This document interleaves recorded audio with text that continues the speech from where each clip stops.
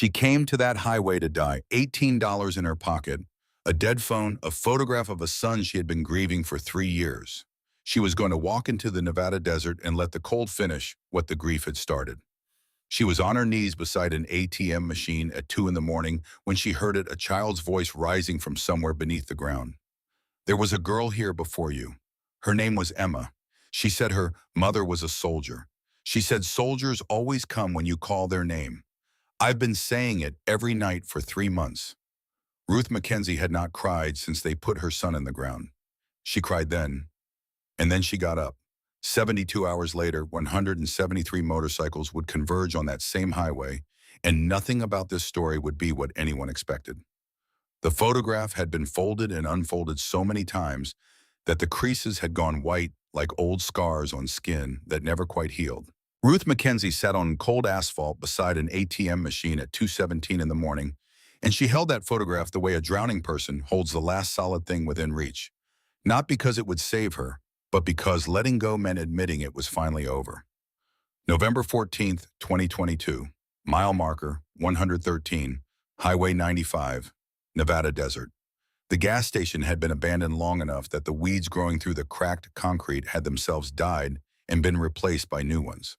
The fluorescent light above the ATM flickered in a slow, irregular pulse like a heartbeat that had forgotten its own rhythm. The cold came off the desert floor in waves, the kind of cold that doesn't just touch your skin, but reaches down into the marrow of things, into the spaces between your bones where warmth used to live. Ruth was 58 years old. She had survived 2 tours in Afghanistan. She had held men together with her bare hands in conditions that would have broken most people before they even understood what was happening.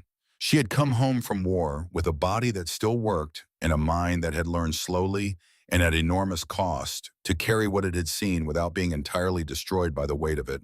She had survived all of that. She had not survived the last 3 years.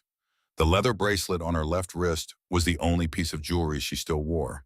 The letters stamped into it had worn almost smooth, now rubbed down by years of unconscious touching, the way a person rubs a worry stone without realizing they're doing it.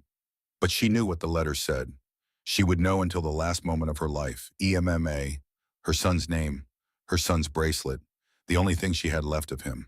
In the photograph, Emma was 19 years old, standing in front of the university he would never finish attending, squinting into autumn sunlight, with that particular grin of his, the one that started slow and then took over his entire face. The one that had been making Ruth feel like the world was fundamentally okay since he was 4 years old and had first learned to smile at her like that on purpose. He was tall, he had her dark eyes and his father's easy laugh, though his father had been gone since Emma was 6, and Ruth had never particularly mourned that departure. What she had never once considered in all the years of raising him alone was that she would have to mourn Emma. She had raised him through everything that raising a child alone involves: the fevers at 3 a.m., the school conferences, the years when money was thin, and she worked double shifts at the VA clinic and came home to find him asleep on the couch with a textbook open on his chest. And she would stand in the doorway for a longer time but just watching him breathe, because the breathing of a healthy child is one of those things you don't understand as a miracle until you've spent time around children who aren't breathing well.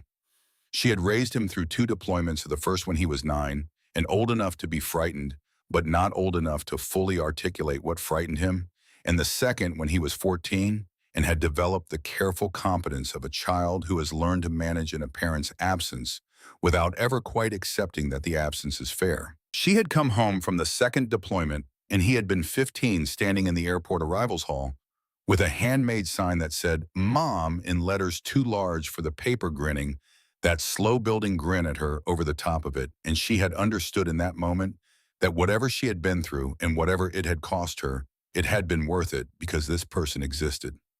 She pressed the photograph against her chest. "I'm sorry," she said to the empty desert. "I tried. I want you to know that. I tried for 3 years and I can't anymore, baby. I can't."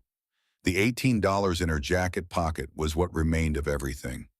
She had spent the last of her money on gas to drive to this exact place, this cursed stretch of highway where the world had ended 3 years ago tonight.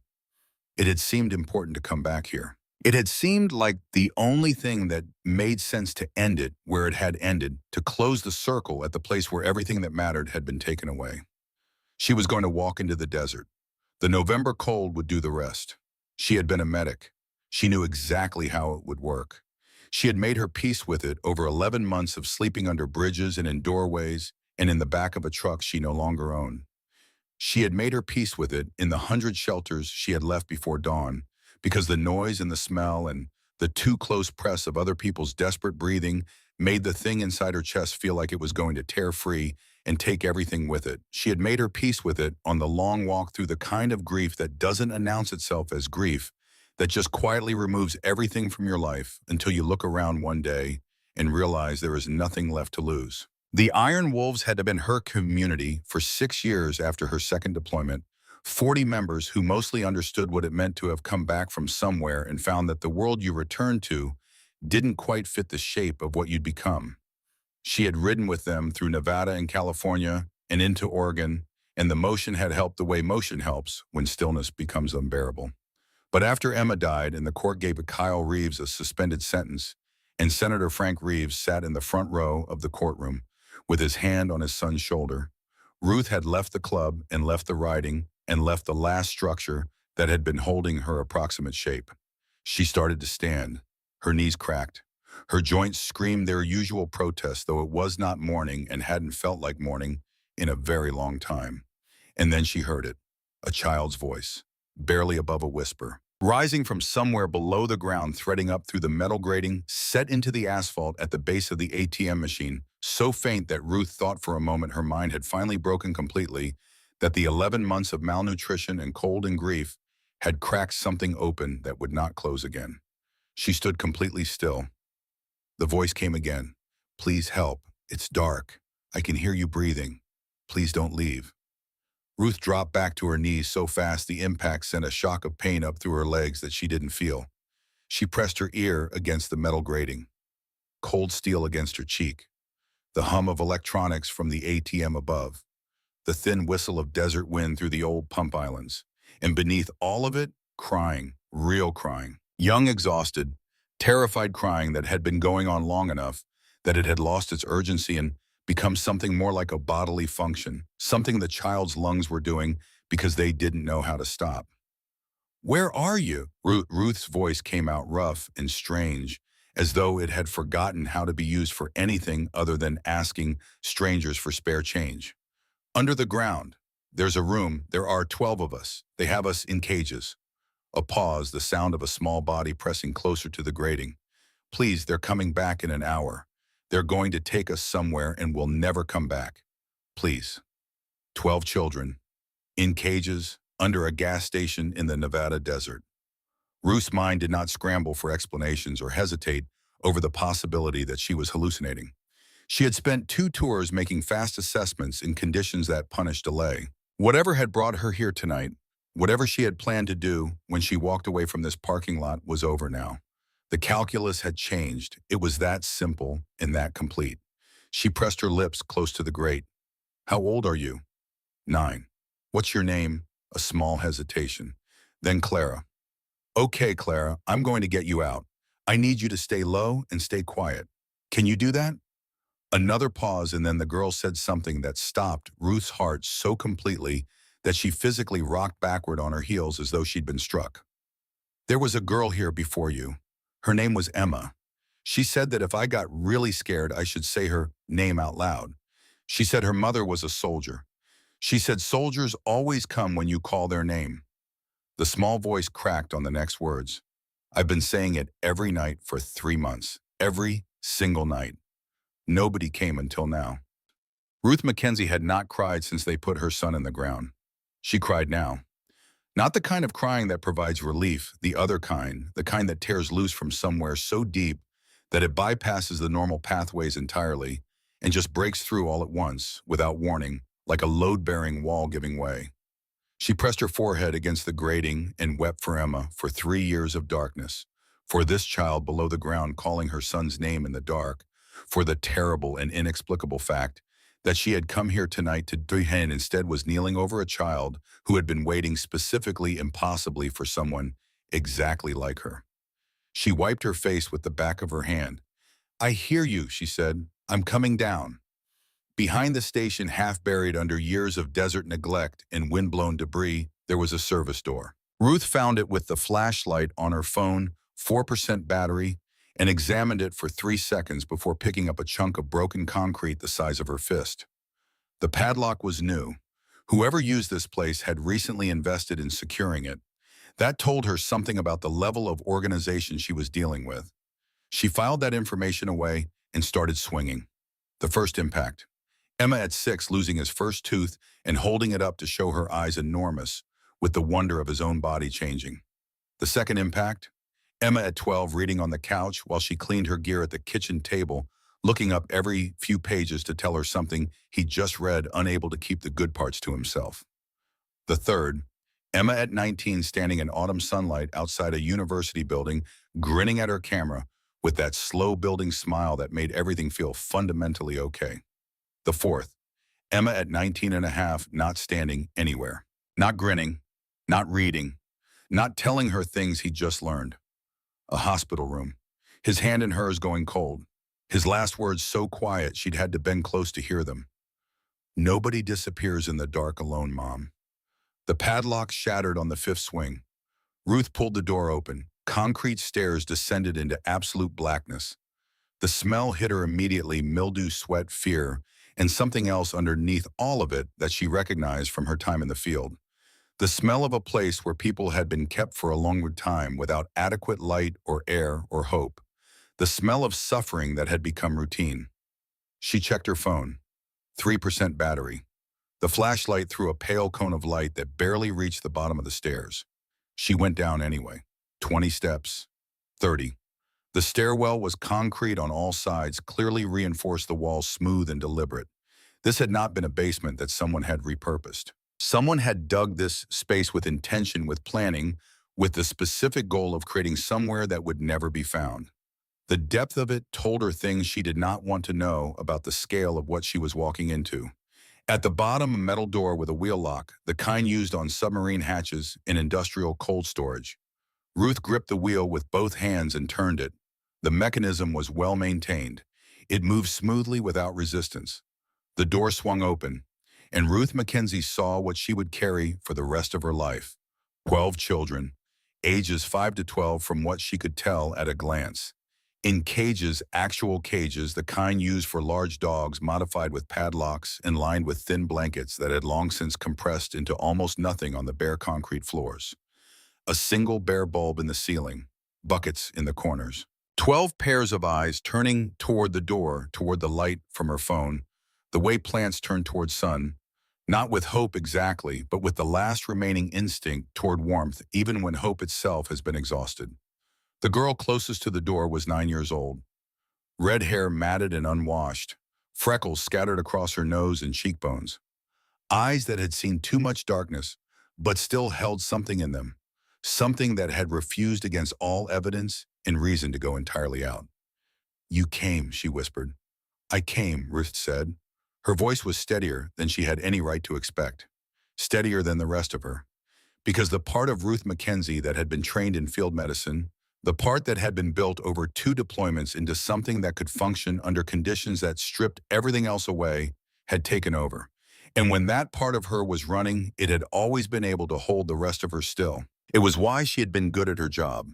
It was why people had lived when statistically they should not have. She moved quickly through the room, assessing.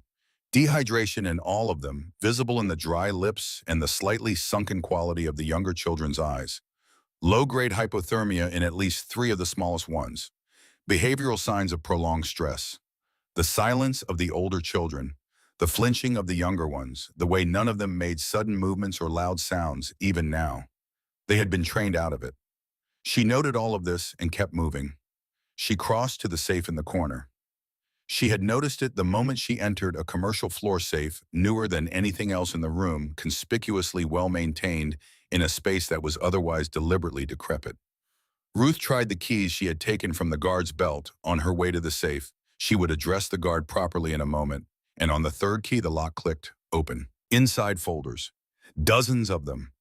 Ruth pulled them out and felt her stomach drop through the floor. Photographs of children, the ones behind her, and others, so many others. Names, dates, destinations, Eastern Europe, Southeast Asia, forged adoption papers, fake birth certificates, bank records referencing offshore accounts in amounts that made her vision blur for a moment, and in a separate folder sealed with red tape the names of the people who had made all of it possible. Sheriff Roy Briggs, 24 years in office, Nye County. Special Agent Dale Croft, FBI Missing Persons Task Force. Judge Warren Lyle, County Circuit Court. Senator Frank Reeves. Ruth photographed every page with her dying phone. 2% battery.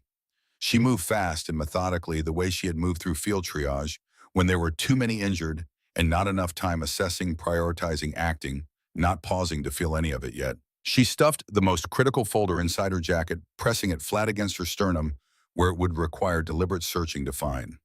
She had not forgotten the guard.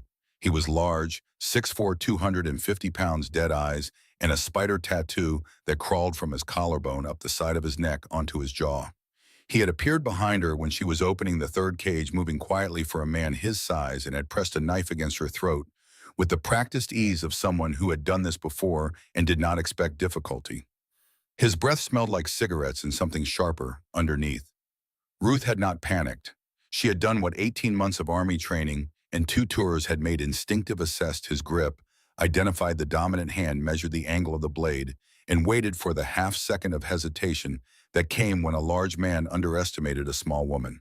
He had given her that half-second. She had taken his wrist, twisted sharply outward against the joint, stepped inside his reach, and brought her elbow up into his temple with the full rotation of her shoulders behind it.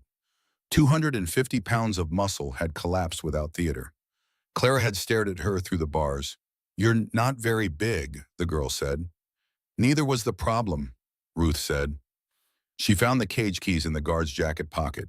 She started with Clara's cage. The lock clicked.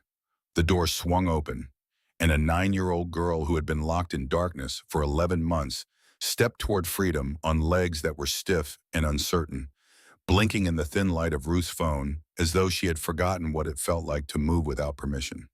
She didn't run. She didn't cry. She just reached up and took Ruth's hand and held it with a grip so fierce and complete that Ruth felt something move in her chest, something that had been still for 3 years. Ruth stood in the bunker with 12 children and a dead phone and a folder full of evidence pressed against her ribs, and she breathed slowly and allowed herself exactly 3 seconds to acknowledge what she had just seen and what it meant and what would happen next if she didn't move with extreme care. Then she looked at Clara. "We're going up. Stay close. Not a sound until I tell you we're clear." She led them up the stairs. 12 small bodies following single file, Clara at the front with her hands still wrapped around Ruth's. The night air hit them at the top of the stairs like something they had all forgotten existed, old and clean and vast after the compressed horror of the room below. Ruth guided the children away from the service door and behind the fallen wall of the pump island, putting concrete between them and the road. She listened. She counted seconds. She assessed the darkness in all directions with the practiced attention of someone who had spent years in environments where the failure to notice something could mean someone didn't make it to morning. She thought about what came next. The 911 call had gone through. She had given the location. Help was coming. All she had to do was wait. Clara pressed close against her side, the girl's shoulder warm against Ruth's ribs. Around them, the other children settled into a cluster, the older ones instinctively moving toward the younger ones, some small version of order emerging from the instinct to protect. Ruth looked up at the Nevada sky. The stars out here were extraordinary, the kind you forgot existed if you spent too long in cities thick and white and indifferent in the way that only very old things can be indifferent. She had looked at this same sky 11 months ago from under a bridge in Reno and thought that it was the most desolate thing she had ever seen. Looking at it now with Clara's hand in hers and 11 children breathing quietly beside her, it looked entirely different. Not desolate, enormous. Large enough to hold everything, the darkness and the children and the cold and the impossible fact that she was here rather than in the desert. 14 minutes. That was how long it took for the headlights to appear on the highway coming from the east, moving fast. 3 sets of headlights. Ruth felt the first thread of relief begin to move through her, followed immediately in the next second by the cold recognition that the vehicles turning into the gas station lot were not ambulances. 3 black SUVs, 6 deputies in tactical gear. And stepping out of the lead vehicle, moving with the unhurried confidence of a man who had been untouchable for a very long time, and a man with gray hair and expensive cologne, and eyes that assessed the situation with the flat professional calm of something that had never needed to hurry because the outcome had always been predetermined. Sheriff Roy Briggs. He looked at the children. He looked at the open service door. He looked at Ruth. And he smiled. Well, he said, dispatch said a drifter found some kidnapped kids. He shook his head slowly, almost with regret. That's not what I see. He reached into Ruth's jacket pocket, the outer one, not the one against her skin, and produced a plastic bag of white powder that had absolutely not been there 10 minutes ago. What I see is a known drug addict who broke into private property and abducted 12 minors. He held up the bag. 3 ounces of heroin, resisting arrest. He smiled wider. That's 25 to life. The 6 deputies moved forward. Ruth fought. She was 58 years old and weighed 140 pounds and had not eaten a full meal in longer than she could precisely calculate. But she was also a combat-trained Army medic who had spent 2 tours in conditions that stripped everything unnecessary away and left only the core of what a person actually was when survival was the only option on the table. She broke one deputy's nose with the heel of her hand. She put another on the ground with a joint lock she had not used in years and was slightly surprised still worked perfectly. She made them work for every inch of it. There were 6 of them. They had batons and tasers and the full institutional weight of a corrupted system behind every action.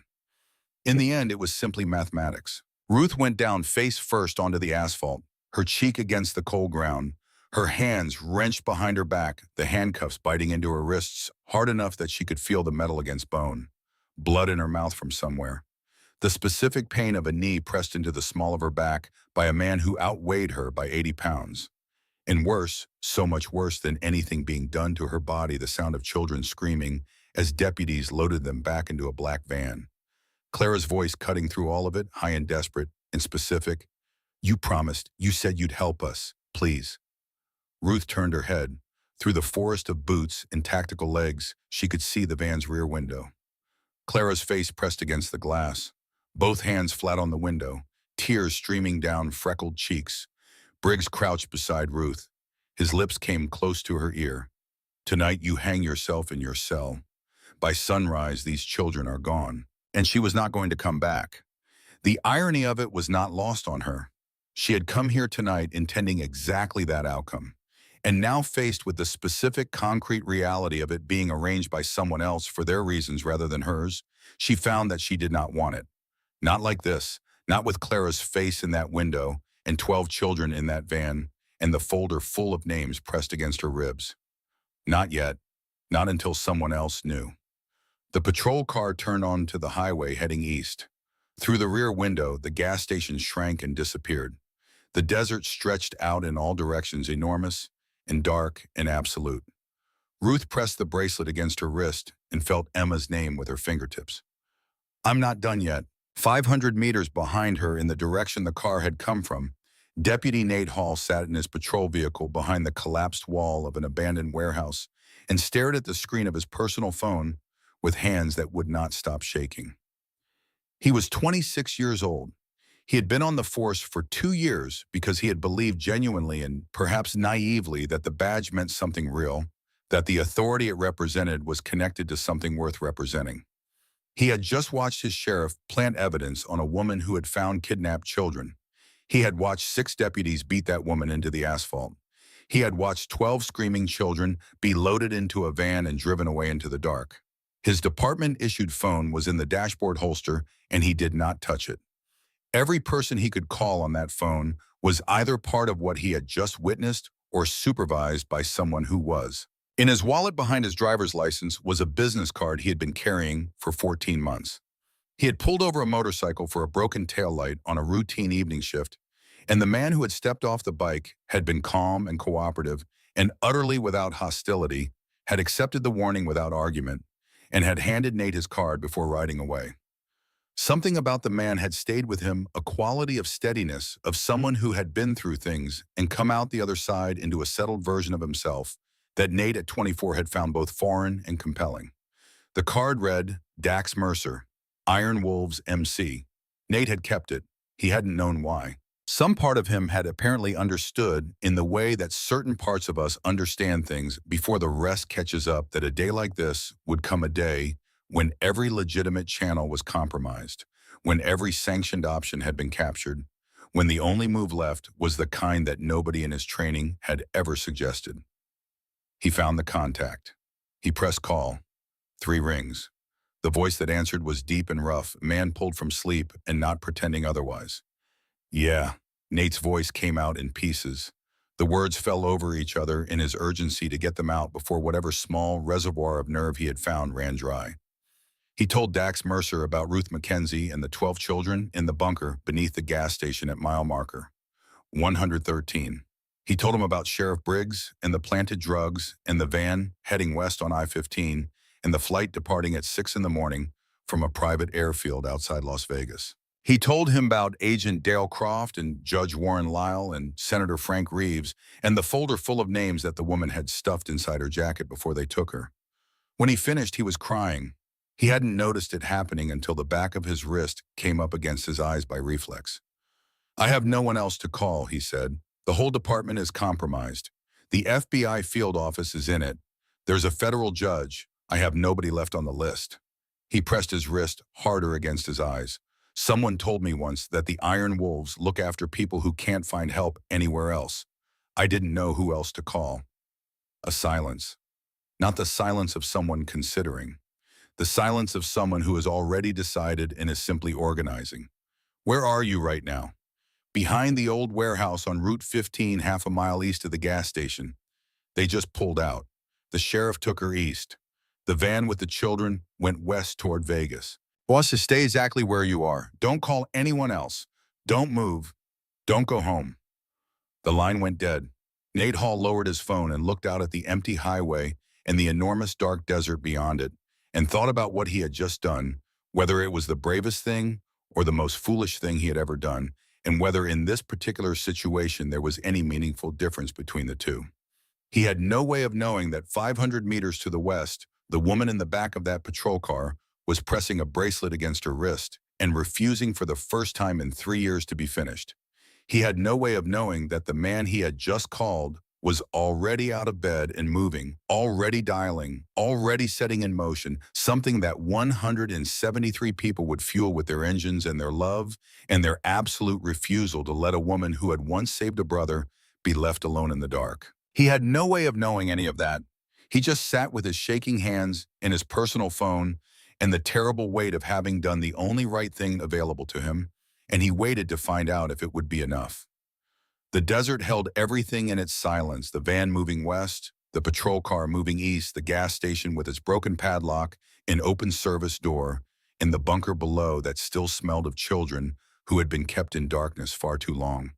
And somewhere above it all, indifferent and extraordinary, the Nevada stars, the same ones Emma Mackenzie had once looked up at from a university parking lot and called the most beautiful thing he had ever seen.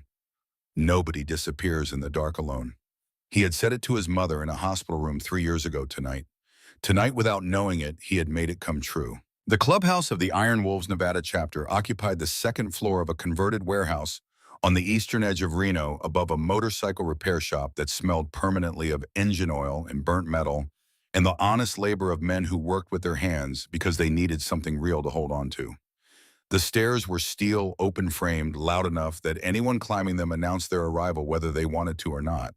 The room at the top was large and low-ceilinged and scarred by years of use, a long wooden table down the center that had witnessed more hard conversations than most courtrooms, walls hung with photographs and patches, and the accumulated evidence of a brotherhood that had built itself out of the wreckage of men who had come home from wars and found that the world they returned to did not quite fit the shape of what they had become. Dax Mercer was out of bed before the call ended. He dressed in the dark the way he had dressed for operations without thought, without wasted motion, the muscle memory of a man who had spent years in conditions where the speed of preparation was the difference between outcomes. Black jeans, boots laced tight. The vest last settled across his shoulders with the ease of something worn so often it had become a second skin, sleeveless black leather, heavy with patches, and the red emblem badge on the chest that meant something specific to everyone in 4 states who knew what it meant. He was 49 years old. The shaved sides of his hair had gone fully gray in the last 2 years. The beard thick and white and reaching his chest made him look in certain lights like someone from an older time, a blacksmith maybe, or a man who built things with stone and expected them to last. The sleeve tattoos covering both arms from wrist to shoulder, dense Celtic knotwork interlaced with tribal patterns accumulated over 3 decades told a different story if you knew how to read them. Most people didn't. They just saw the size of him and the ink and the beard and the vest and made their calculations accordingly. Those calculations were usually wrong in the way that mattered most. Dax Mercer was not a bottom-up man. He was a man who had seen enough violence to understand exactly what it cost, and who spent considerable energy ensuring that the people around him never paid that cost unnecessarily. He had built Iron Wolves Nevada into what it was: 39 members, a reputation for steadiness, a set of internal expectations stricter than most people assumed, precisely because he believed that the difference between a brotherhood and a gang was the degree to which the men in it had consciously chosen what they were. He made 3 calls in 90 seconds. The first 2 were straightforward. Iron Wolves Reno Ratchet, his sergeant-at-arms, answered on the second ring, always regardless of the hour, because that was who Ratchet was and had been for 11 years of standing at Dax's right shoulder. Desert Hammers Phoenix, their president, Cord Whitfield, who had ridden with Dax through things that predated their clubs and their patches and everything else, answered before the first ring finished. Both conversations were short. Both men asked 0 unnecessary questions. The third call was the one that required something different from him. Victor Greer answered on the 4th ring with the tone of a man who had looked at the caller ID and was deciding in real time how hostile to be about it. Victor Stone Greer was 47 years old and had been president of Mongrel Brotherhood Los Angeles for 11 years. He was 6'2", 220 pounds of organized restraint with a shaved head and a jaw that looked as though it had been assembled from something geological and then left to weather. He and Dax had not spoken in 7 years. The last time they had occupied the same physical space, 2 men had died, one from each side, and the conversation that followed had been brief and final, and had ended with a mutual understanding that the distance between them was the only thing keeping the situation from becoming permanent. Dax did not apologize. He did not reference the history. He said 12 children, van on I-15 heading west, plane at 6 a.m., these kids don't make that flight, they're gone forever. UN, 4 seconds of silence. In those 4 seconds, Dax heard something move through the line, not sound, but the absence of the response he had expected. The hostility he had braced for wasn't there. Something had shifted in the quality of Victor's silence, turning it from the silence of a man who is deciding whether to be angry into the silence of a man who is deciding how fast he can move. "We're already moving," Victor said. The line went dead. Dax stood for a moment in the dark of his room, holding the phone, thinking about those 4 seconds. Then he went downstairs to wake his brothers. Within 40 minutes, the Iron Wolves clubhouse was full. 39 men, some pulled from sleep 20 minutes earlier, some who had driven at distances that should have taken twice as long, filling the long wooden table and the space around it with the compressed energy of people who understood that something real was happening and had come to find out what it required of them. They ranged in age from 22 to 64. They were mechanics and veterans and contractors, and 3 who had served time and come out the other side into something that held them. Collectively, they were the kind of men that polite society wrote off as a problem and then called when it needed something fixed that the official channels couldn't reach. Dax stood at the head of the table and did not waste time. He told them about Ruth McKenzie, about the bunker, about the 12 children, about Sheriff Briggs and the planted evidence, and the van heading toward a private airfield outside Las Vegas. He told them about the folder, the names, the amounts, the destinations. He told them that the FBI field office was compromised, that the local judiciary was compromised, and that the woman who had found all of this was currently in the back of a patrol car being driven east on Highway 95 by men who had been ordered to ensure she did not arrive anywhere. Then he pulled out his phone and showed them the photograph. Ruth had uploaded it to 3 cloud servers before her battery died. Nate Hall had a contact who had pulled the files and mirrored them across every server he could reach in the 40 minutes since the call. The image was grainy and dark, taken in haste with a dying phone, in a room lit by a single bare bulb. but it was clear enough. 12 children in cages. The room went absolutely silent. Not the silence of people who have nothing to say, the silence of people who are containing something very large in a very small space and holding it there with the conscious application of will because the alternative to containing it is not useful right now, and they know it. Ratchet Sergeant-at-Arms built like a fire hydrant, with a face that had absorbed considerable punishment over the years and rearranged itself around the experience into something that communicated both history and absolute reliability, was the first to speak. He stood up slowly, the way a man stands when he has made a decision that does not require discussion. "I'm in." One by one around the table, every man rose. Dax looked at them. "This is war with law enforcement. This is war with corrupt law enforcement," said a man named Brixton, who had 3 daughters and had been the quietest person in the room until this moment. "There's a difference. Anyone who can't see that difference, the door's right there." Nobody moved toward the door. "Desert Hammers are meeting us at the junction in 90 minutes, Dax said. "Mongrel Brotherhood is coming up on I-15. We will have somewhere between 150 and 200 bikes on Highway 95 before the sun comes up." He paused. "Tonight there are no clubs, no territories, no old business between anyone in this room or anyone who's going to meet us on that road. There is one thing and one thing only." He looked at the photograph on his phone. "We ride."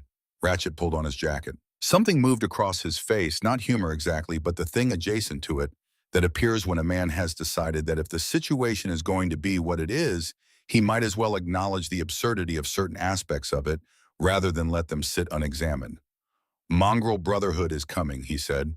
"Victor Greer is going to be standing next to me in an hour." "Yes. I have a conversation I've been meaning to have with that man since 2011. "Not tonight."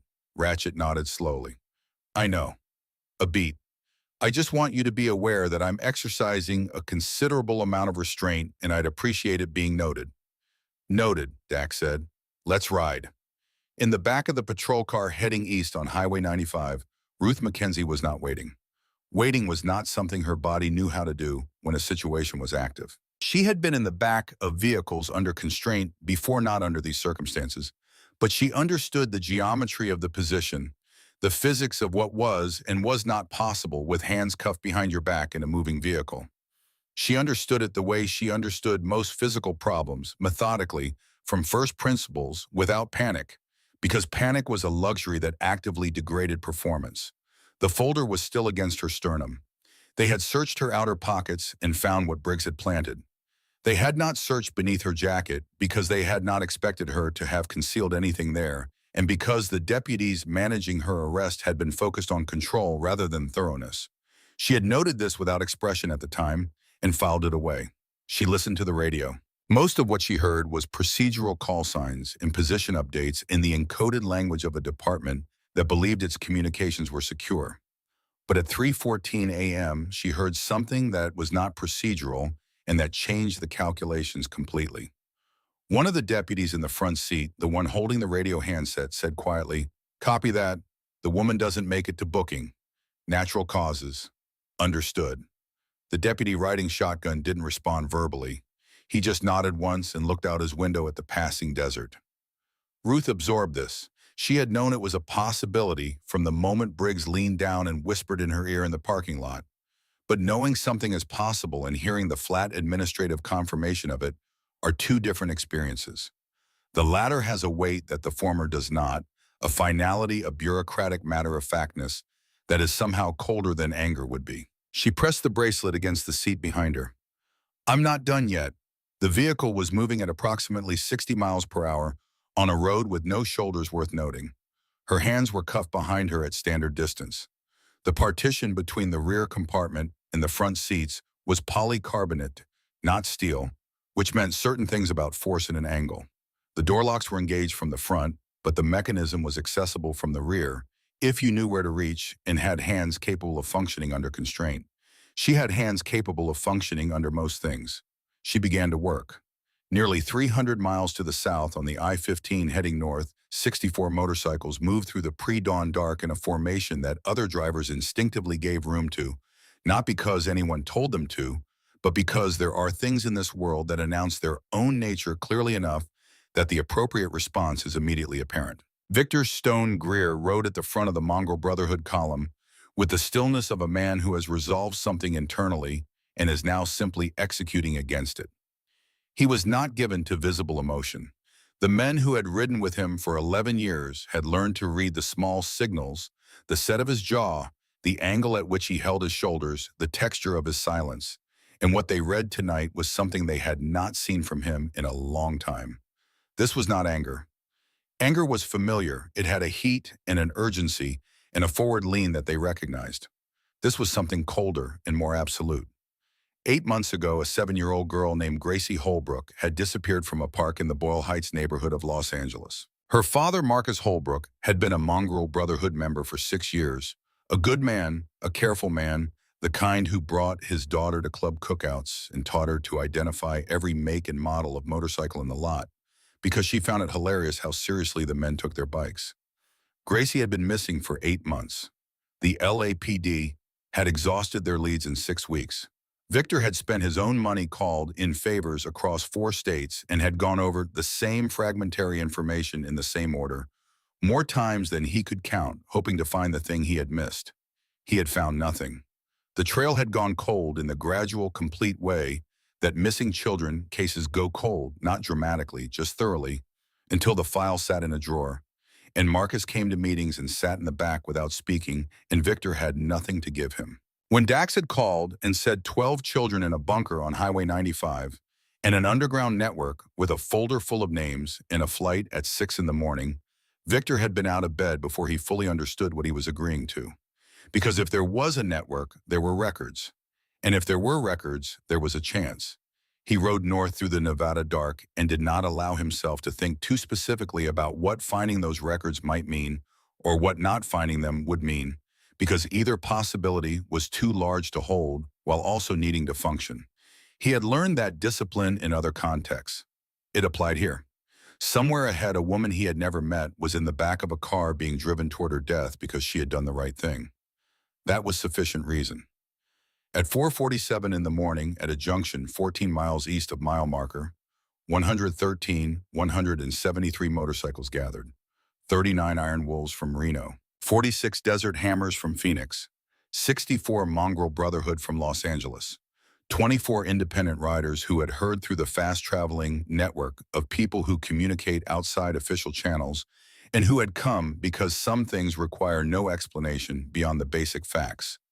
They had come from different directions and different histories and different decades of decisions that had put them on this road tonight rather than some other road. They had real wounds between them, not metaphorical ones. There were men in this gathering who had reason to not stand next to certain other men. There were histories here that ran deep and did not resolve cleanly. None of that was present tonight. What was present was the concrete fact of 173 people who had gotten out of bed in the middle of the night and ridden through the Nevada desert because children were in cages and a woman who had found them was being driven toward her death. And because some things are larger than old grievances, and some nights make that undeniable. Dax and Victor stood 10 feet apart at the head of the assembly and looked at each other across the distance in the 7 years and everything that lived inside them. Victor spoke first. "We get the kids out. We get the woman out. Everything else waits." "Agreed," Dax said. It was the longest conversation they had managed in 7 years. They rode. The sound of 173 motorcycle engines opening up simultaneously on an empty Nevada highway at 4:47 in the morning is not a sound that has an adequate comparison. It is not like thunder exactly, though it shares certain qualities with it. It is more total than thunder, more sustained, more intentional sound that the landscape receives and holds and reflects back from the rock faces and the dry creek beds and the empty distance in waves so that it seems to come from everywhere at once rather than from any single source. It is the sound of something that has decided. They poured over the eastern ridge in a single flowing column that split into 4 as it descended, spreading to cover all approach routes to the gas stations simultaneously. The headlights turned the darkness into something close to daylight. The sound arrived before the lights, rolling ahead like a warning that was also for the children in that van, 47 miles west, a promise. Sheriff Roy Briggs was overseeing the final stages of the cleanup operation at mile marker 113 when his radio crackled. "Sheriff, we've got there are motorcycles coming. From the east, a lot of them." Briggs frowned. "Define a lot." "Sir, I can't count them. They're still coming over the ridge. I've got at least 100, maybe more. Moving fast." The smugness that had settled over Briggs after the arrest, the satisfaction of a man who had managed a crisis successfully and was already composing the version of events he would tell, evaporated in the time it took to process those words. He knew about Iron Wolves. He knew about their connection to the woman he had arrested, but they were based in Reno, 5 hours away, under normal circumstances, and it had been less than 2 hours since the takedown. There was no way they had mobilized this quickly unless someone had made a call in the first minutes. He thought about Deputy Nate Hall, the young one, the one who asked too many questions. His radio crackled again. "Sheriff, they're coming from 3 directions now. I count—" A pause, the deputy's voice losing the last of its professional composure. "Sir, there are a lot of them." The first motorcycle crested the eastern ridge, then the second, then in a wave that did not stop the rest. They surrounded the gas station from all 4 compass points, blocking every exit route with a precision that spoke to coordination Briggs had not anticipated and did not know how to counter. The headlights of 173 bikes turned the abandoned gas station lot into something approaching noon. The engine noise was physical, a presence that pressed against the chest and made ordinary thought require effort. Then in sequence, the engines cut. The silence that followed was somehow louder than the noise had been. Dax Mercer dismounted. He walked forward through the still settling dust, unhurried, and stopped 10 feet from Roy Briggs. He looked at the sheriff the way a man looks at something he has fully assessed and found fundamentally wanting, not with rage, not with performance, but with the calm of someone who has already determined the outcome and is simply completing the necessary steps. "Evening, Sheriff," Dax said. "This is a crime scene." Briggs's voice had the texture of a man drawing hard on 24 years of practiced authority. "You're interfering with an act of law enforcement. Where are the children?" Not a question. The absence of any interrogative inflection made it something else entirely, a statement of what was going to happen, phrased in the form of a sentence. "There are no children here. What you think you—" Dax held up his phone. The photograph. 12 children in cages taken by a woman with a dying phone in a bunker 30 feet below where they were standing. "Already mirrored across every server my tech guy could reach in the last 2 hours, Dax said. "He's thorough." He lowered the phone. "Where are the children?" Briggs looked at the photograph. His face did something complicated, the practiced calm of 2 decades of corrupt authority encountering for the first time the specific situation it had no protocol for. The moment when the infrastructure of a long lie meets the one thing it was never built to withstand. "Your vagrant is a known drug." "Wrong answer." Dax's voice didn't rise. It didn't need to. "We know about the bunker. We know about Croft. We know about Lyle. We know about Senator Reeves. We know about the $75,000 per child. We know about the flight." He let that sit for 3 seconds. "One question, federal prison for the rest of your life. Or do you want to take your chances with the 173 people standing behind me who don't particularly believe in the judicial system right now?" Briggs's hand moved toward his sidearm. 173 hands moved in response.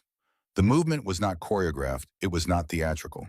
It was the instinctive collective response of people who had been watching a specific gesture and were prepared for it the same way a flock of birds turns as one, without any detectable signal, because they have been paying attention, and some things require no coordination to coordinate. "I wouldn't," Dax said quietly. Briggs's hand stopped. Near the back of the assembled formation, Taylor Mack, 22 years old, Ratchet's nephew, possessing both the courage and the particular recklessness of someone that age, who has grown up around men who take things seriously, held up an iPhone with a red recording light blinking in the dark. 18 million people right now, Sheriff, Tyler said. Numbers going up fast. 18 million. The number arrived on Briggs the way large numbers arrive on people who have spent decades operating in darkness, with a vertiginous unreality, the sensation of ground that had seemed solid revealing itself to have always been something else. He had built his operation on the assumption of invisibility, the assumption that what happened out here stayed out here, the assumption that the night could swallow things permanently. He reached for his radio. His hands were shaking. All units. His voice had lost something it would not get back. The prisoner Mackenzie. Bring her back to mile marker 113. A pause. The radio crackled. The van. Tell them to turn it around. Static. Then a response from a deputy who had spent the drive west doing his own arithmetic about what he was hearing on the radio and what it meant for his future. Copy, we're already turning around. On I-15, 47 miles west of mile marker 113, a black van executed a three-point turn on the highway shoulder and began moving east. In the back of that van, Clara Dawson felt the change in direction before she understood what it meant. She felt the deceleration, the brief stop, the swing of momentum as the vehicle turned. She pressed her face against the mesh barriers separating the cargo area from the front seats and watched the two deputies through it and understood from the set of their shoulders, in the silence between them, that something had changed, that the night had shifted in some way she couldn't yet name but could feel. She closed her eyes. She pressed her hands together in her lap. She whispered the name that had been her anchor for 11 months in a bunker where she had learned that the distance between surviving and not surviving was often just this, having something to hold on to when everything else was dark. Emma, she whispered, send her back. Please send her back. The patrol car carrying Ruth reached mile marker 113 23 minutes after Briggs's radio order. The two deputies in the front had received the transmission in silence. They had exchanged one look and then spent the remainder of the drive staring at the road ahead with the expressions of men rapidly revising their assessment of every decision they had made in the last 4 years. The door opened. Ruth stepped out. She had not freed herself from the cuffs during the drive. The mechanism had been more resistant than she had calculated, and she had stopped working on it when she determined that continuing would risk a wrist fracture she couldn't afford. But she had spent the drive thinking, organizing, mapping the variables in their relationships in the order in which they needed to be addressed. By the time the car stopped, she had a clear picture of what the situation required. She stood in the glare of 173 headlights, with her hands still cuffed behind her back. Blood dried on her face, one eye swelling toward closed, and she looked across the gathered assembly with the assessment of a woman who had operated in complex environments and could read a scene in a single scan. Then she saw Clara. The van had arrived 2 minutes earlier. The rear doors had been opened by Ratchet, and 3 others and 12 children had been helped out into the cold pre-dawn air, and the extraordinary brightness of the assembled headlights, blinking and uncertain, as their eyes adjusted to the light, and their minds struggled with the reality of open air and the absence of cage doors. Clara had not waited for her eyes to adjust. She had heard the patrol car pull up. She had turned toward it. And when the door opened and Ruth stepped out, something happened in the girl's face that was not quite hope. Hope had been rationed for too long to arrive all at once, but was the moment before hope. The recognition that hope might be allowed back in, that the door to it was open and the thing itself was possible again. She ran. Ruth saw her coming. She went to her knees on the asphalt, and Clara hit her like a small storm, arms around Ruth's neck, face buried in Ruth's jacket, crying and saying her name over and over in a voice that had not said anyone's name, with relief in 11 months, and had forgotten how much relief could hurt. You came back. You came back. You came back. Ruth could not hold her with cuffed hands. She bent forward and pressed her cheek against the red hair and breathed. I told you, Ruth said. I wouldn't leave. Dax came forward with a key taken from one of the disarmed deputies. He crouched behind Ruth and worked the cuffs open. They fell away. Ruth brought her arms around and held Clara properly, not gently, not with the managed tenderness of someone performing comfort, but with the full force of a woman who had been told tonight that a child had called her son's name in the dark for 3 months and had never stopped believing. The other 11 children moved toward them in ones and twos, reaching out to touch Ruth's shoulder or arm or jacket, confirming the reality of her. Some were crying, some were past crying, and had arrived at a stillness that was its own kind of statement about what they had endured. One small boy, who could not have been older than 6, sat down cross-legged on the asphalt beside Ruth's knee and leaned his head against her leg and said nothing at all. Around them, 173 men stood in the Nevada pre-dawn and witnessed this. Some of them looked away, not from indifference, from the opposite of indifference. Dax stood back and watched his brothers, men he had ridden beside for years, men whose capacity for hardness he understood completely, pulling water bottles and protein bars and emergency blankets from saddlebags and moving among the children with a gentleness that was entirely genuine. Victor Greer had crouched in front of a small girl who was shaking very badly and was speaking to her in a low, steady voice, his enormous hands folded in his lap, waiting for the shaking to slow. Ratchet, who had said in 2011 that he didn't understand children and preferred to keep it that way, was sitting on the ground with two of the younger ones on either side of him, and one of them had fallen asleep against his arm. And then the three deputies, who had nothing left to lose, made their decision. It happened fast, the way these things always happen, faster than the anticipation of it, faster than the response time of people who had allowed themselves for a few minutes to believe the worst was behind them. Three men with backup weapons. Three men whose names were on the folder, whose roads led to federal prison, regardless of what happened tonight. Three men running the arithmetic of their situation and arriving at the only answer the arithmetic would produce when the only currency left is desperation. The first shot was panic fire, a body acting before a mind finished its calculation. But the second shot was aimed, and it was aimed at the van window, and Clara was near the van, and Ruth saw it in the half second before it happened, with the cold, specific clarity of someone who has spent years in environments where the half second before is the only moment that matters. She did not think.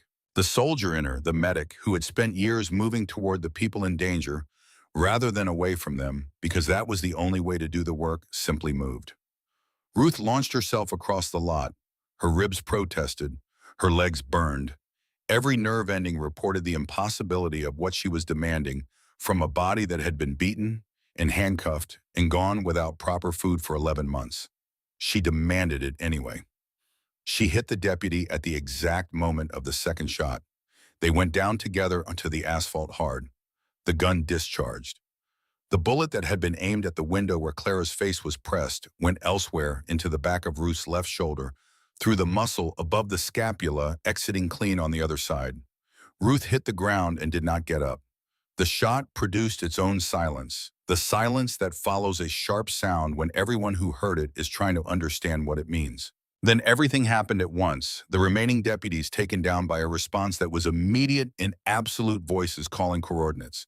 The distinct sound of Dax's voice cutting through everything else with a precision that required no volume to carry authority. Patch, get to her now. Doc Garner was already moving. He had been a combat medic for 11 years before he became the Iron Wolves medical officer, and he carried his kit with the reflexive completeness of a man who had learned at cost that the situation where you need something is never the situation where you expected to need it. He crossed the lot at a run and dropped to his knees beside Ruth and put two fingers to her neck and looked up at Dax. No pulse. Clara had seen it happen. She was at the van window, both hands pressed flat against the glass, her face a single sustained expression of refusal, refusing to accept what she was seeing, refusing to allow it, refusing with the totality of a child who has spent 11 months refusing to stop believing. Don't go, she said. You promised. Don't go. Doc laced his fingers together, placed his palms on Ruth's sternum, and began. He counted aloud. The count carried across the still lot with a clarity that turned it into something beyond a medical procedure. 1 second, 2 seconds. The way a room counts with a clock when the outcome is genuinely uncertain. The way people breathe together without deciding to, because the moment requires it. Dax stood at Ruth's feet and watched his brother's hands working and did not look away. Victor Greer stood 6 feet back. His face held the look of a man who had spent a long time perfecting the art of not showing what he felt and who was in this specific moment no longer trying. Nate Hall stood at the edge of the assembly where he had been standing since driving back to the location 40 minutes after his call, and he watched the woman he had called a stranger to help being worked on by a stranger's hands, surrounded by strangers who had ridden hundreds of miles in the dark because he had found a business card in his wallet and made one phone call to the right person. The count reached 20, 30. Clara's lips moved against the glass.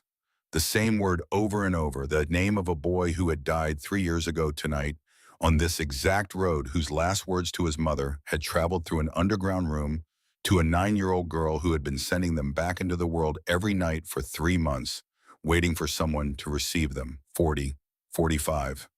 Doc's arms burned. His rhythm did not falter. 20 years of training and 11 years of application had produced in him the capacity to keep doing the necessary thing past the point where the body wants to stop, to keep the motion clean and the pressure correct, and the count accurate when the part of his mind that was not purely technical was saying things he refused to listen to. 47. The number arrived with the weight of what it represented. 1 second for each child taken. 47 children. 47 seconds. The universe keeping a ledger in the only currency that cannot be forged. 48. Ruth Mackenzie gasped. Her chest heaved against Doc's hands. Her back arched against the asphalt. Her eyes opened, both of them, the swollen one and the clear one, and she pulled air into her lungs with the raw urgency of a body that had been reminded at the most fundamental level that it was not finished. Doc sat back on his heels. His hands were shaking for the first time in 20 years of this work. He made no effort to hide it. "Welcome back, Sergeant," he said. Ruth's voice came out in pieces, rough and barely there. "Still not a sergeant.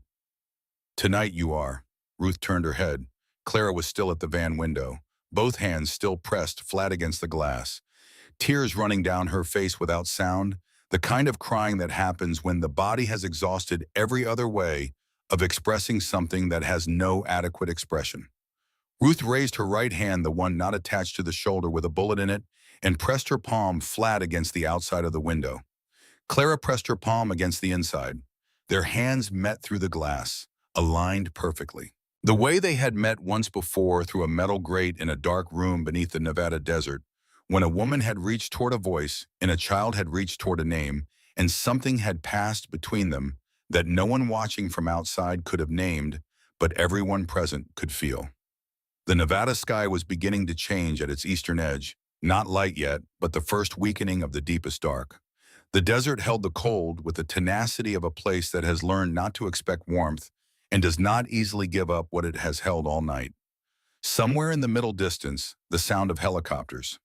News vans converging from 3 directions following a signal that had been broadcasting to 20 million people for 40 minutes. And somewhere above it all, indifferent and extraordinary, the last of the Nevada stars doing what stars do, burning at distances too large to comprehend for reasons that have nothing to do with the small, urgent lives below them, and shining down anyway on a gas station parking lot where a woman had come to disappear and had instead become something she would spend the rest of her life learning the full shape of. Ruth kept her hand against the glass. Clara kept hers there too. And in the gathering pre-dawn, with 173 men standing in witness and 12 children blinking in the light and the sound of helicopters growing in the east, the bracelet on Ruth's wrist caught the first pale edge of morning, and the name stamped into it was briefly clearly visible. Emma. 5 letters, worn almost smooth. Still there. The count was still running in Doc Garner's head. That was the thing about numbers learned under pressure. They did not simply stop when the situation that required them ended. They kept going, kept marking time, kept insisting on their own completion, the way a song insists on its final chord, even after the room has fallen silent. He sat back on his heels beside Ruth in the parking lot, and his hands were still shaking, and the count was still running, and he let it run until it reached the number that felt like an ending. He counted to 47. Then he stopped. He had been a combat medic for 11 years. He had worked on people in conditions that the word difficult failed completely to describe. He had made the decision more than once to stop and move to the next person, because that was what the mathematics of field triage sometimes required.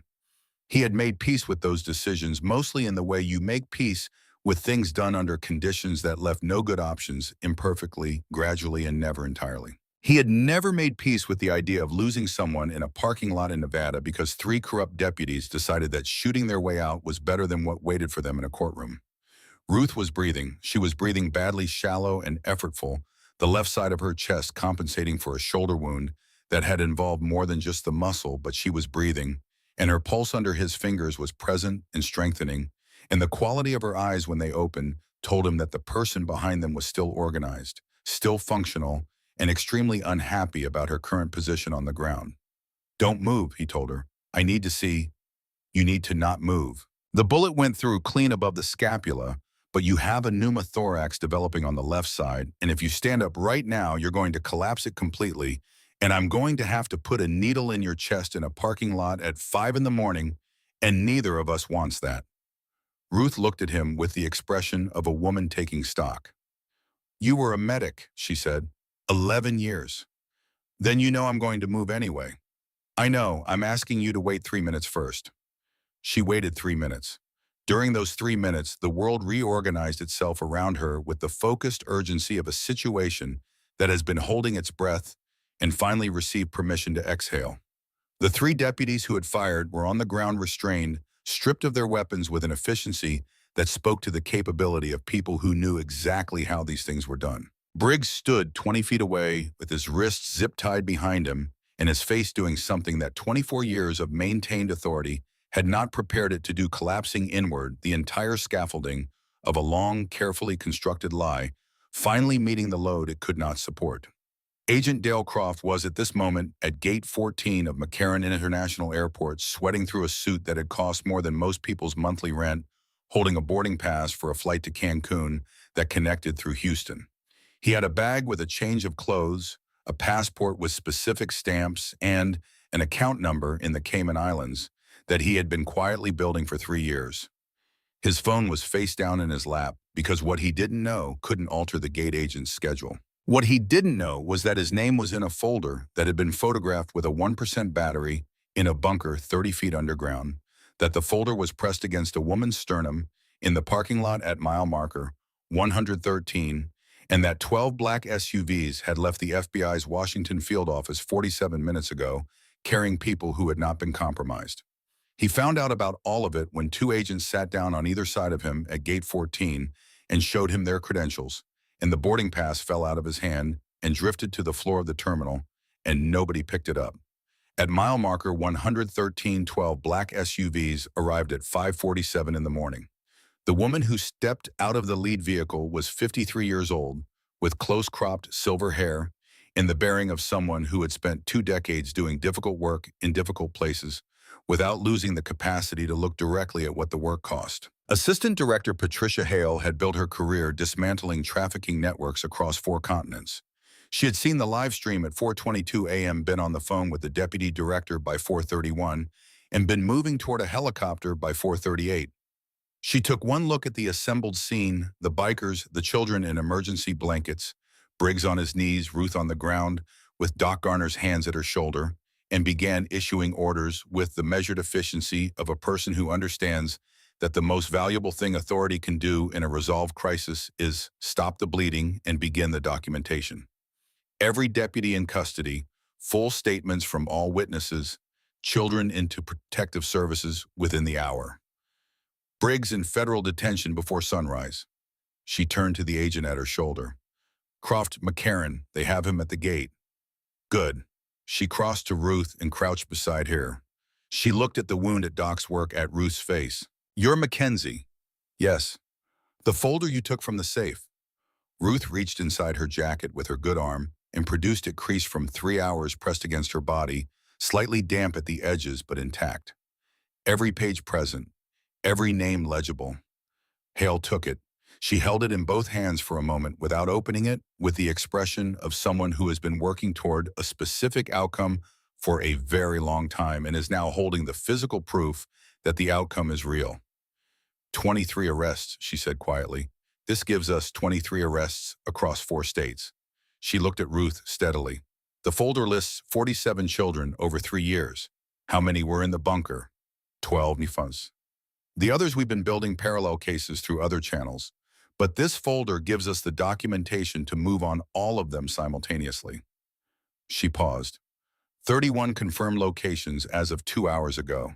We have active operations on the remaining 16. Ruth was quiet for a moment. Will you get them back? With this, Hale looked at the folder that most of them. It's going to take time. Some of it will be very hard, but most of them. She met Ruth's eyes. Prague was cleared 40 hours ago. Budapest 42 hours ago. We have people on the ground in 3 other countries. Doc put his hand on Ruth's good shoulder. Hospital. I mean it this time. Ruth held up one finger. 1 minute. She pushed herself to sitting. Doc made a sound that was not quite a word and looked across the parking lot to where Sheriff Roy Briggs was kneeling on the asphalt with his hands zip-tied behind him and his face turned toward the ground.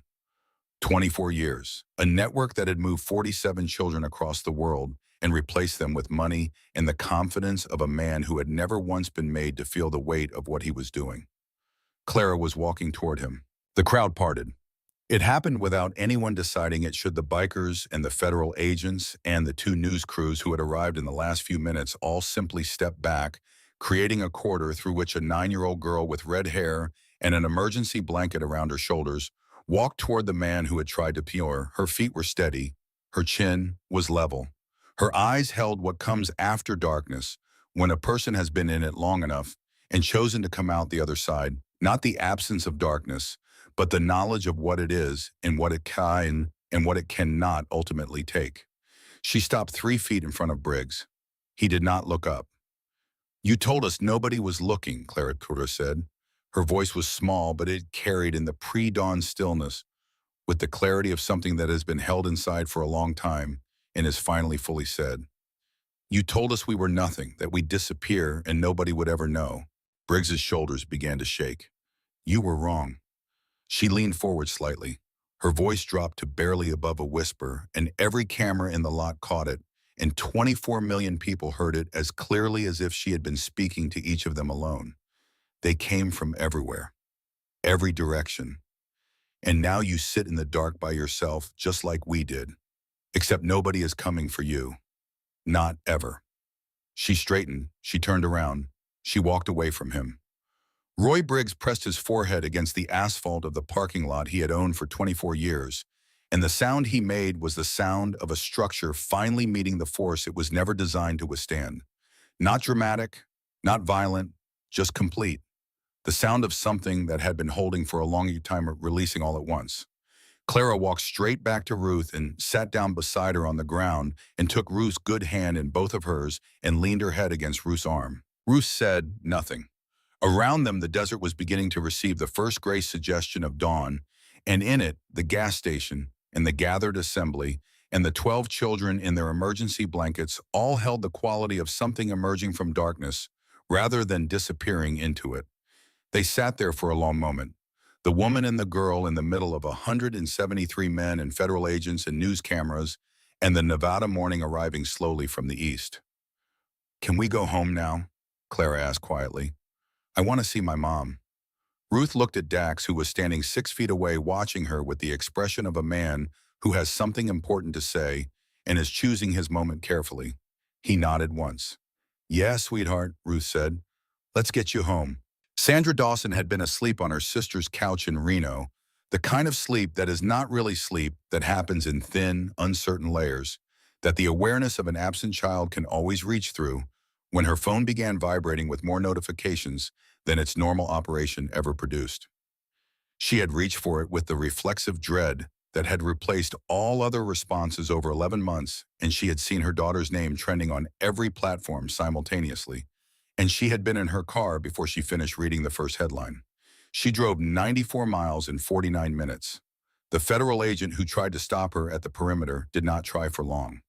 She came through the crowd with the forward motion of someone who has been stopped from reaching their child for 11 months and will not be stopped again by anything that physics does not absolutely require. The crowd parted for her the way it had parted for Clara, instinctively, completely, because some things announced their own right of way, and everyone present understood exactly what this was. Clara heard her mother's voice before she saw her.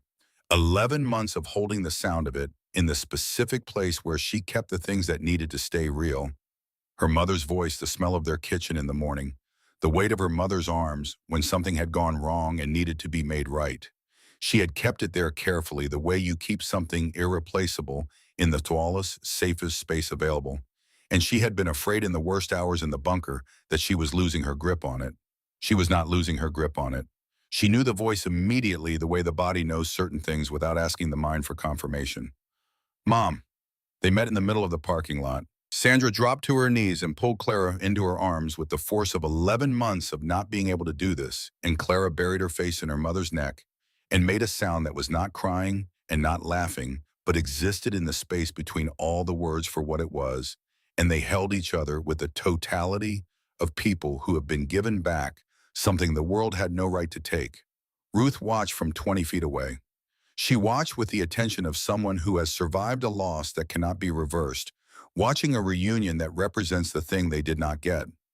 Not with bitterness, not with envy, with the complicated tenderness of a person for whom someone else's intact thing is both beautiful and painful in the same breath at the same moment in a way that cannot be separated. This was why she had gone down those stairs. Not because she had known it would lead here, not because she had calculated this outcome and found it acceptable, but because a voice in the dark had called her son's name, and she had made the only choice that the person Emma had believed she was could have made, and that choice had led here to this parking lot, to this mother on her knees, to this girl finally home. She could not have her own version of this, but she had made it possible for someone else to have theirs. That was something. She understood now, standing in the Nevada dawn, with blood on her face and a bullet wound in her shoulder, exactly enough. Sandra looked up from her daughter and saw Ruth. She set Clara down with the careful deliberateness of a woman putting down something irreplaceable to do something else that cannot wait. She stood. She crossed the parking lot. She stopped in front of Ruth and looked at her, the wound, the dried blood, the swollen face, the one clear eye that had been watching the reunion with an expression Sandra could not entirely read, but understood enough to feel in her chest. She went to her knees. "Thank you." Her voice had been used hard in the last 49 minutes. "You saved her. You gave me back my daughter. I don't know how to. You don't owe me anything," Rutha said. "Just take her home. Keep her safe. Watch her grow up." Sandra took Ruth's good hand in both of hers. "You gave me back my reason to get up in the morning. I'll carry that for the rest of my life." Ruth was quiet for a moment. She looked at Clara, who was watching them both from 3 feet away, with eyes that were very bright. "Your girl is the one who saved herself," Ruth said finally. "She called out in the dark for 3 months and refused to stop believing someone would come. She held 11 other children together with that refusal. She taught them to survive." She looked at Clara directly. "I opened the door. She kept the light on long enough for me to find it." Sandra pulled Ruth carefully into an embrace, mindful of the shoulder, and Ruth allowed it the full weight of another person's gratitude, which is a different kind of weight from other kinds and requires a different kind of carrying. Over Sandra's shoulder, Ruth saw the CNN chyron on a monitor inside the nearest news van. "Breaking: Kyle Reeves, son of Senator Frank Reeves, arrested in connection with Nevada trafficking network." She read it twice. The name Kyle Reeves occupied a specific address in Ruth Mackenzie's internal geography, the place where she kept the things that had broken her, the place where she had stored 3 years of grief and rage, and the particular helplessness of watching justice fail so completely and so publicly that the failure became its own kind of ongoing injury.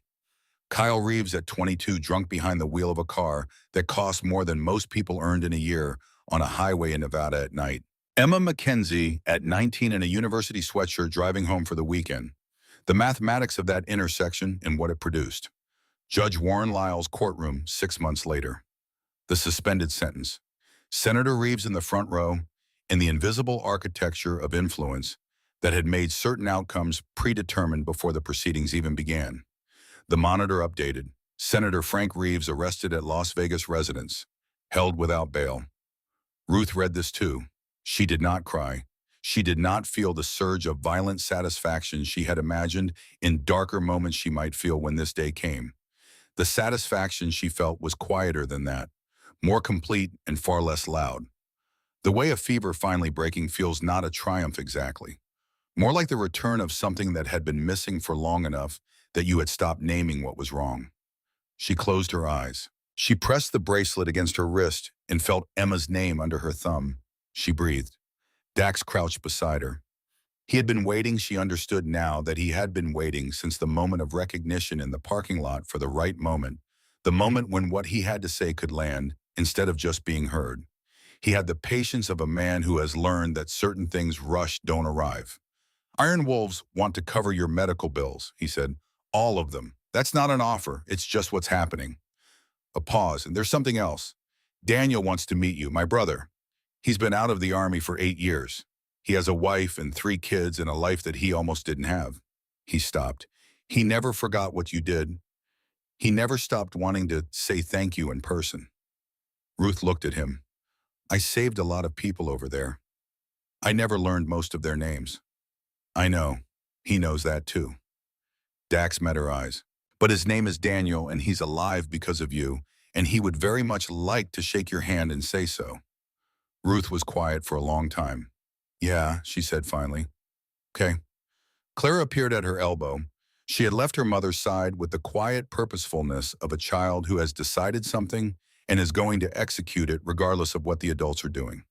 She sat down in the space between Ruth and Dax with the unself-conscious ease of someone claiming a place that belongs to her, and she leaned against Ruth's good side, and she looked up at the sky where the gray suggestion of dawn had become something more certain, undeniably moving toward light.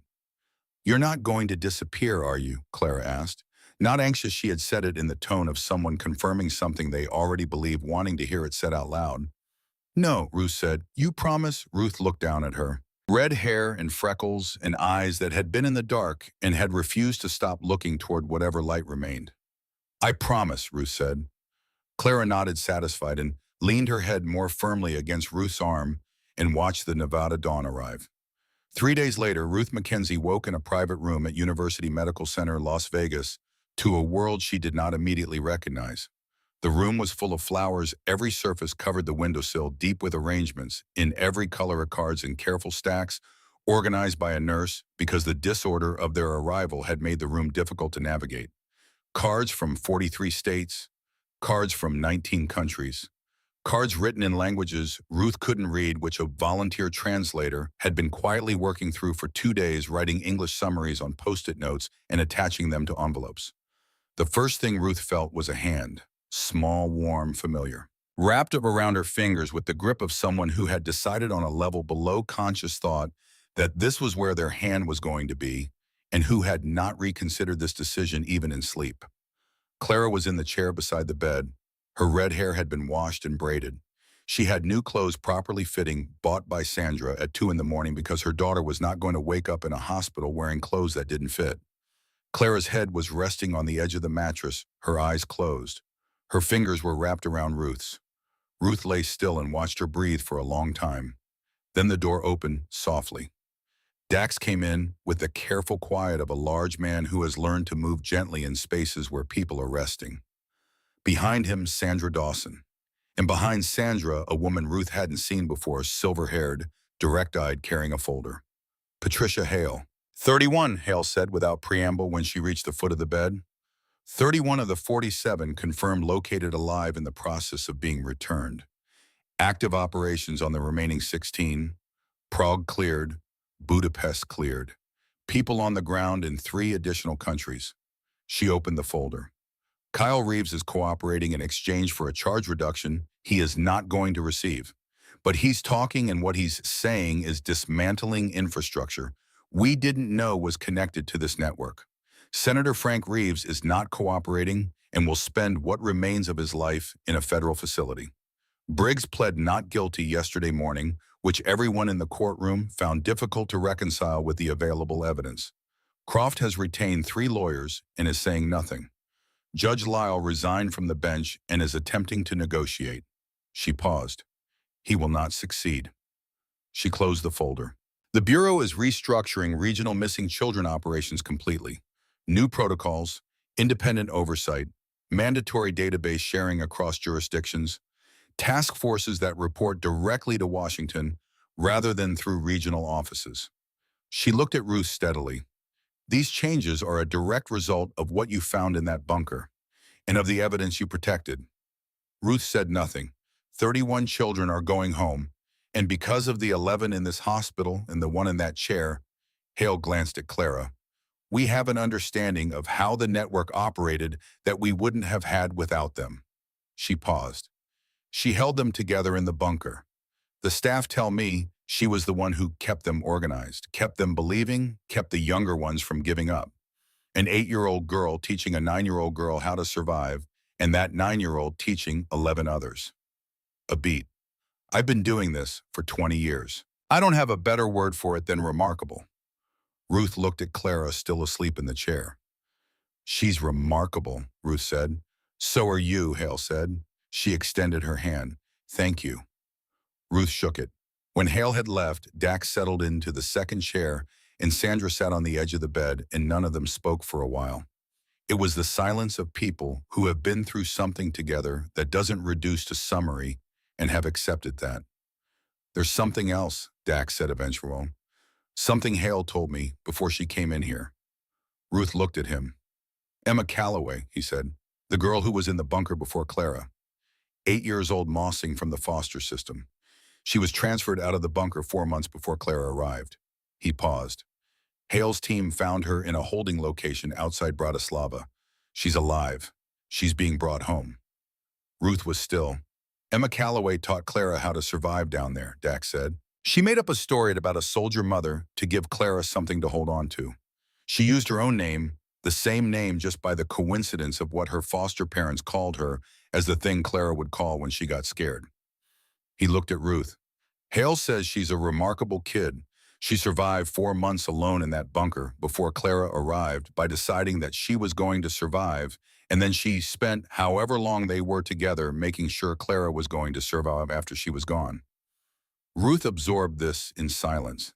8 years old, a child who had nobody, no mother who was a soldier, no family to come for her, no one who had left her a bracelet or a name to call in the dark.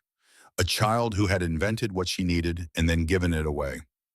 Does she have family? Ruth asked. No, she's been in the foster system since she was 2. A long silence.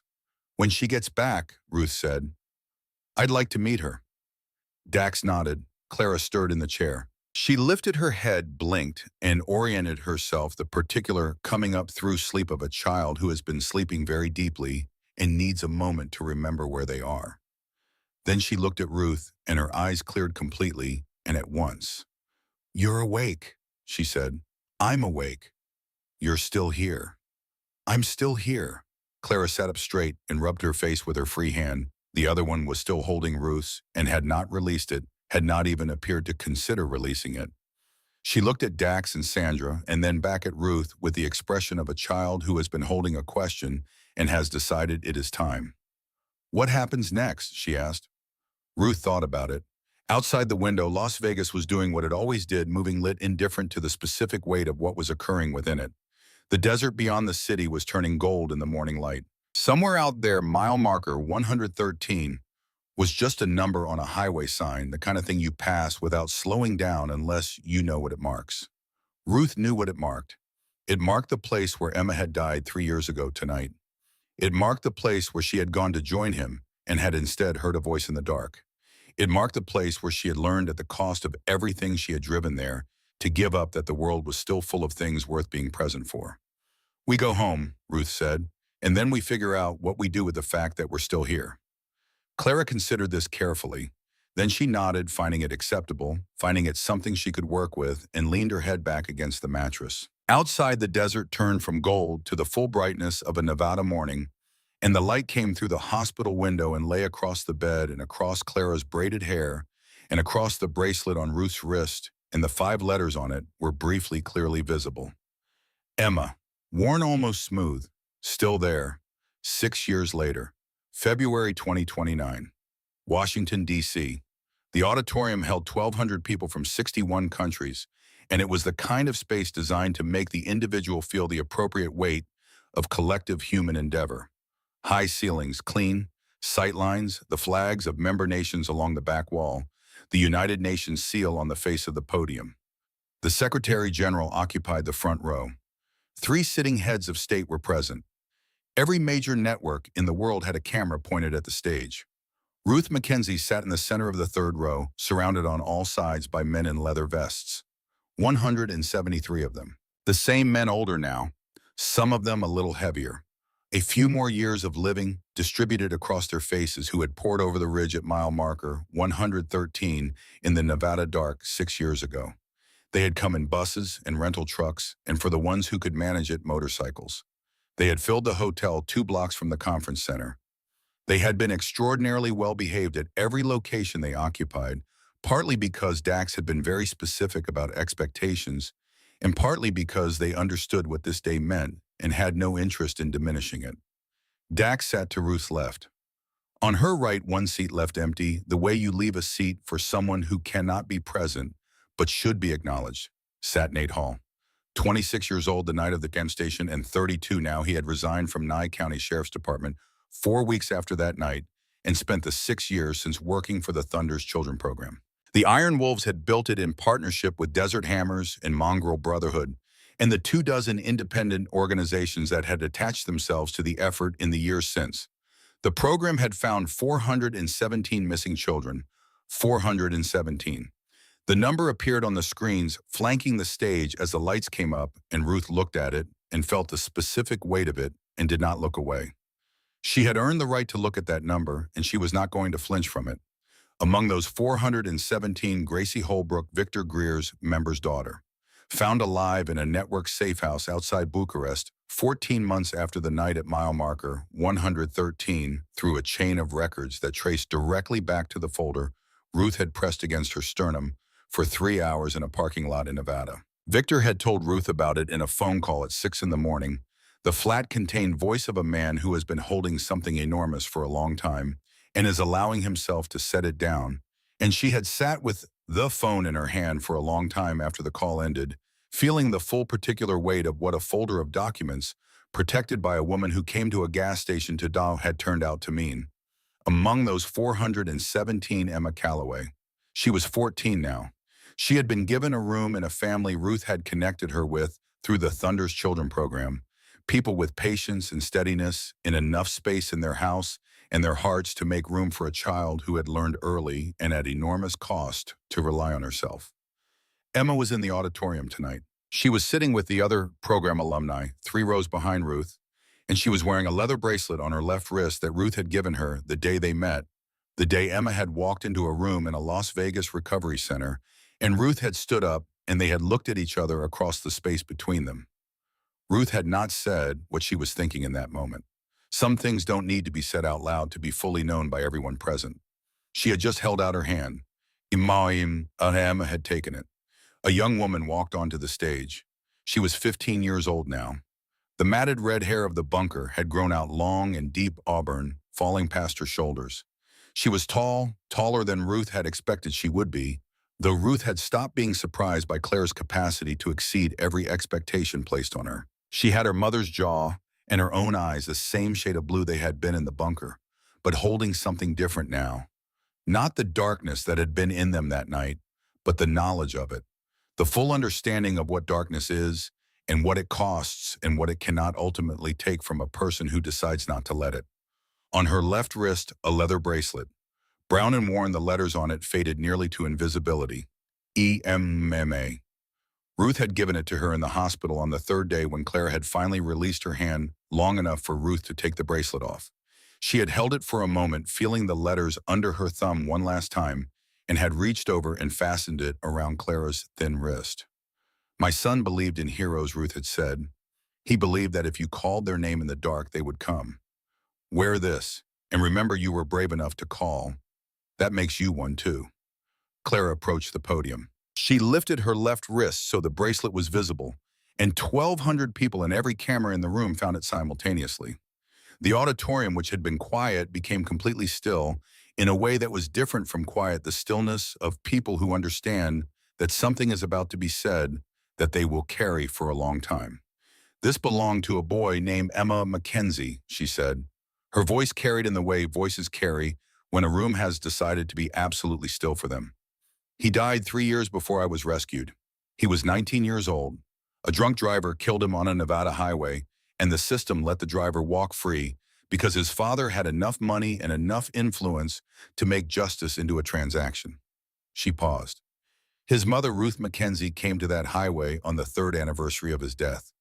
She came to disappear. She had lost everything, her son, her home, 3 years of her life, to a grief that had no bottom, and the desert at night seemed like the only reasonable answer to what was left of her. The auditorium was completely still. Ruth looked at the bracelet on Clara's wrist and felt Emma's name there as clearly as if it were still on her own skin.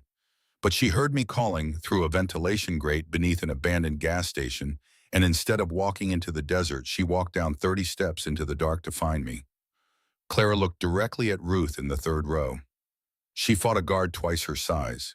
She photographed evidence with a phone that had 1% battery left. She was beaten and arrested and loaded into a car being driven to her death in the Nevada desert. A beat. And she got up anyway. The auditorium remained still.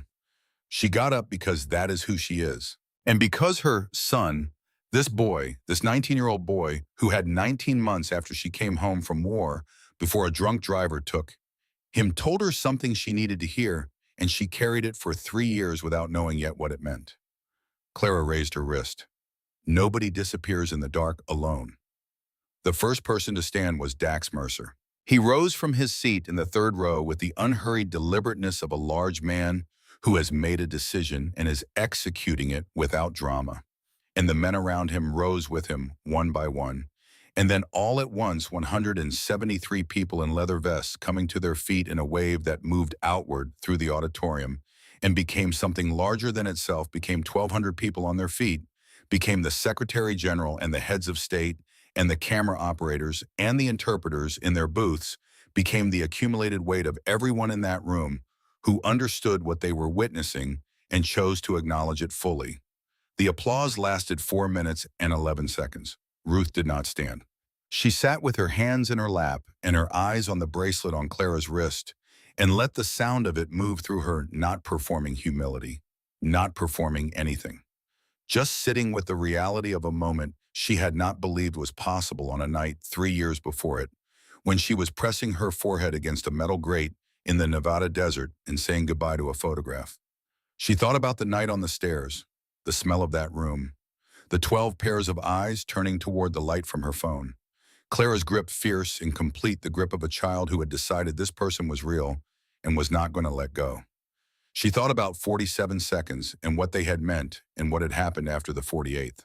She thought about Victor Greer's voice on the phone at 6 in the morning 14 months later, flat and contained and carrying the weight of something enormous being gently set down. She thought about Emma Calloway walking into a room in Las Vegas and looking at her across the space between them, this child who had invented a hero and given the invention away so that another child could survive, who had never had anyone come for her and had survived anyway, who was 14 now, and wore a bracelet and sat 3 rows behind her in an auditorium in Washington, D.C., because she was one of the 417.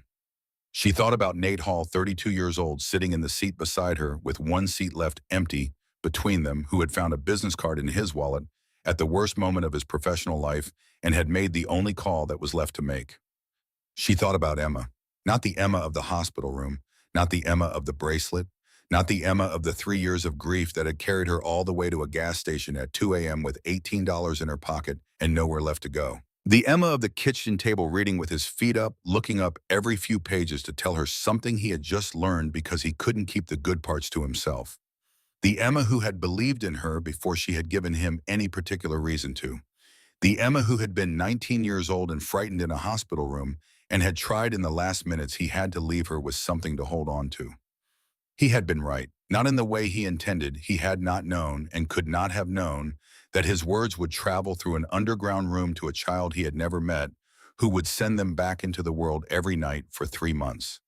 He had not been making a prophecy. He had just been her boy, doing the thing he had done his whole life, trying to take care of her, trying to make sure she knew something true before he had to go. But he had been right in the way that matters most, the way that true things are always right, even when the person saying them doesn't yet know what they mean. Even when the meaning only reveals itself years later in a dark parking lot in Nevada, when a child says a name into a grate, and a woman on the other side of it understands for the first time that she is not and has never been alone in the dark.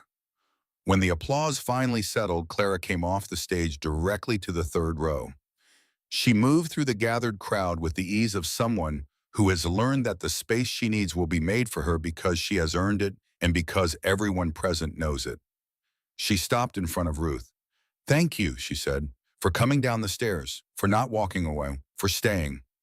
Ruth looked up at her, this girl, this extraordinary, indestructible girl who had held 11 children together in a concrete room by refusing to stop believing, who had walked towards the man who tried to sell her and told him the exact truth about what he had done and what it meant, who had grown into the someone who stood before 1,200 people from 61 countries and said a dead boy's name like it meant what it actually meant. Ruth stood up. She was 58 years old and her left shoulder ached in the cold the way it had ached every single day for 6 years, and her lungs still operated at 60% on the left side. And there were nights when she woke in a cold sweat from dreams that had not yet decided to leave her alone. She was not fixed. She was not the person she had been before mile marker 113 either. The version before Emma died or the version after. She was something else, something that had been broken and had not returned to its original shape, but had found a different shape. One that held, one that could carry weight without collapsing. One that knew from experience exactly what it was made of. She pulled Clara into her arms. Clara held on. Around them, 173 men in leather vests formed a circle that was not symbolic and not performed. It was simply the instinct of people who had ridden through Nevada, darkness together, and had never entirely stopped riding together, forming the perimeter that the moment required, because that was what they did and had always done for each other. 3 rows back, Emma Calloway stood up too. She was 14 and small for her age, and she held herself with the self-possession of someone who has been through things that most adults never face and has come out the other side into something that is not innocence. Innocence was gone and was not coming back, but was its own kind of wholeness. She stood with her hand at her side and the bracelet on her wrist, and she watched Ruth and Clara and the circle of men around them, and her face held the particular expression of a child who is still learning to receive the thing they spent a long time not having, who is still tentatively beginning to believe it might be allowed to stay. Ruth looked across the crowd and found her. She held out her hand. Emma Calloway walked through the circle and took it. Outside the conference center, February sunlight was doing what February sunlight does in Washington, D.C., arriving at a considered angle, pale and careful, the kind of light that illuminates without committing, that shows you what is there without demanding you feel any particular way about it.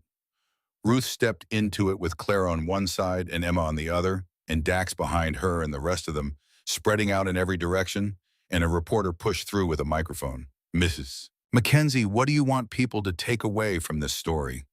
From everything that happened? Ruth looked at Clara. She looked at Emma. She looked at Dax. She looked at Nate Hall standing slightly back from the group with the expression of someone who still 6 years later finds himself surprised that the phone call he made from behind a warehouse on Route 15 turned out to be the most important thing he ever did.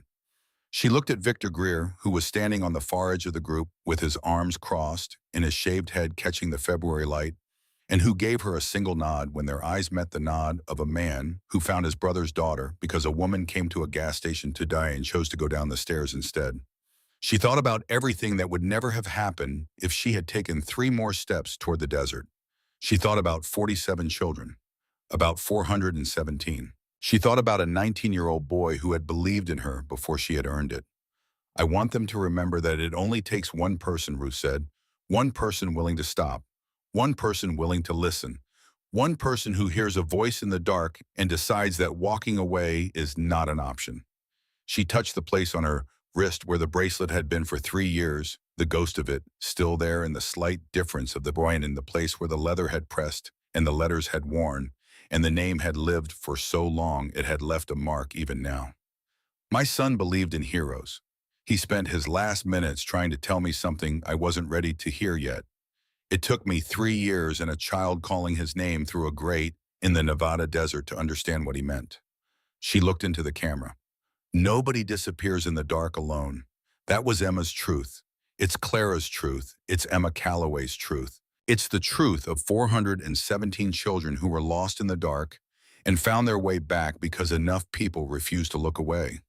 She paused. It's the truth that 173 people got out of bed in the middle of the night and rode hundreds of miles to prove. It's the truth that a 26-year-old deputy proved when he found a business card in his wallet and made the only call that was left to make. She looked at Clara, who was watching her with eyes that were very bright. It can be your truth, too, if you choose it, if you stop when you hear the voice, if you go down the stairs. The camera held on her for a long moment. Then it found the bracelet on Clara's wrist and the 5 letters on it that were nearly invisible, now worn down to ghosts by 6 years of daily wearing, by Clara touching them when she needed steadiness, the way Ruth had touched them in the years before, and it stayed there. AMMA, worn almost smooth. Still there, still carrying the weight of a boy who had said something true to his mother in a hospital room and had not known what it would become, did not know it would travel through an underground room to a child it was never meant to reach, did not know it would be carried for 3 years by a woman walking toward her own ending, did not know it would be worn on the wrist of a girl who spoke it to 1,200 people from 61 countries, who would carry it home in their pockets and their hearts in their quiet private moments in the dark, when the dark gets heavy and they need to remember that it does not have to be faced alone. Nobody disappears in the dark alone. Not ever. Not anymore.